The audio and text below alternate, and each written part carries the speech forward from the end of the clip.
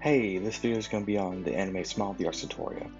It's going to begin with the plot of the show, since I'm sure most of you haven't seen it, and skip to this time if you have or just don't really care. Before I actually get into the summary, I'm not going to get everything right.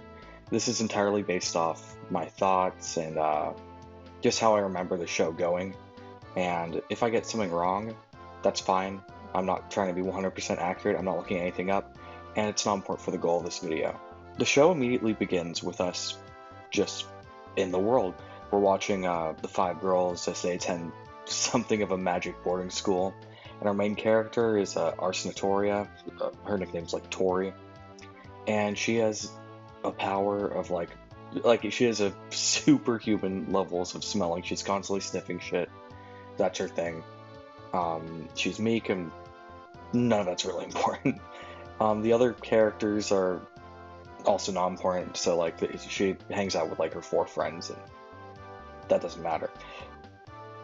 The show will at times cut to like a black and red sign reading out the word warning, and then it will show events happening in the world outside the school. These events were often really gruesome persecutions by knights of anyone associated with magic. At least that's what I could tell from it.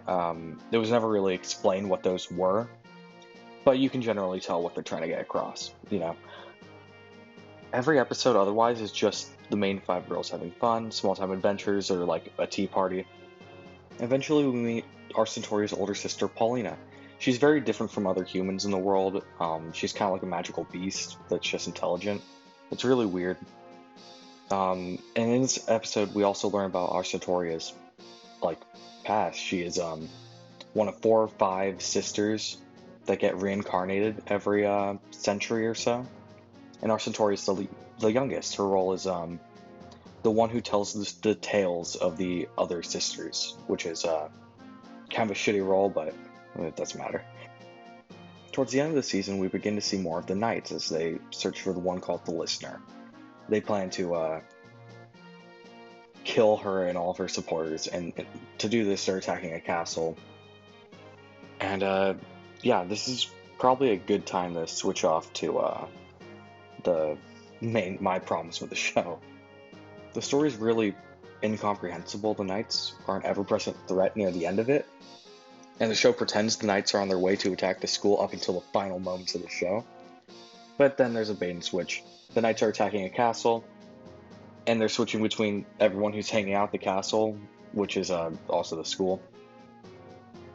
And I just can't tell, like, are they trying to make it so the Knights events are happening in the future? Because that would explain some things, but also doesn't explain other things.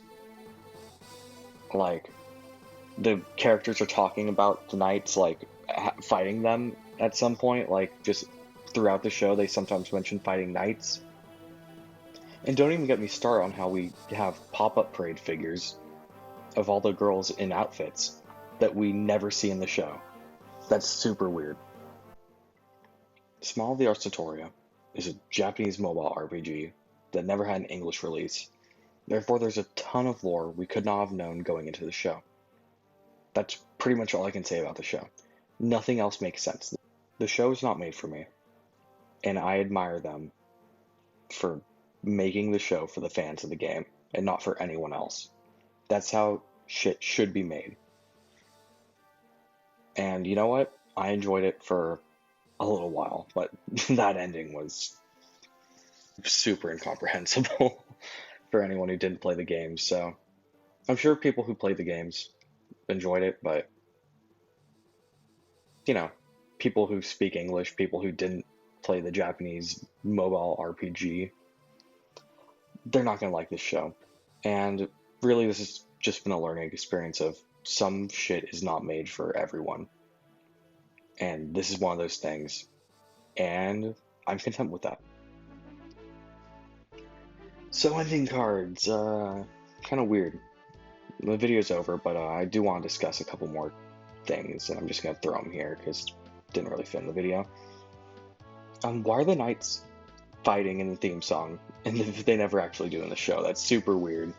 That was setting me up for failure from the start, because the girls never fight in the show, but they kind of do in the theme song, so like, that's all the magic.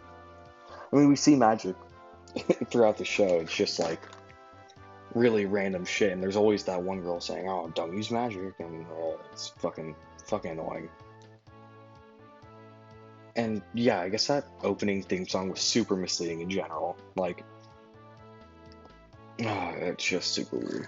And can we talk about the last episode for a minute? Like, they were the listeners, like this shadowy figure, but then the shadowy figure appears in front of the girls at the end, and they bow to her, and that's just how the show ends. Like, was that supposed to make like, is the listener Grant Alberta? Because like, that's who they thought was gonna appear, but then she didn't. Is it like Arsnotoria from the future? Is it one of her sisters? Like,